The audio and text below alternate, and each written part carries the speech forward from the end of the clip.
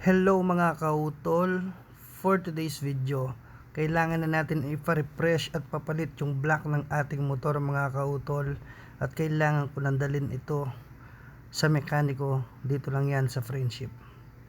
So ayun na nga mga kautol, baklasan na mga kautol. Ayan, kung makikita nyo mga kautol, bago yan. Tapos dyan na nila babaklasin sa mismong shop. Ayan, sa Rap J lang yan. Dito lang yan sa Friendship Jollibee mga kautol. Lagpas lang ng Jollibee mga kautol, makikita nyo na yan. Sa harap lang ng daan.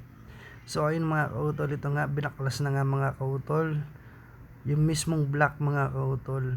Ayan, si Mark, siya ang mekaniko mga kautol.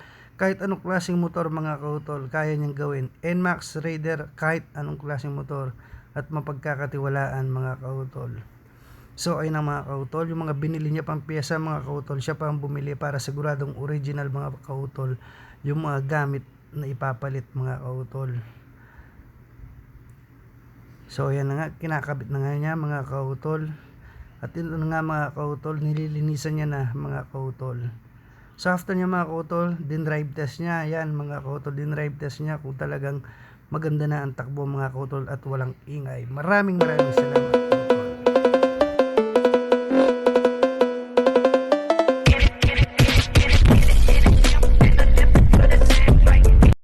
Like, follow, and share.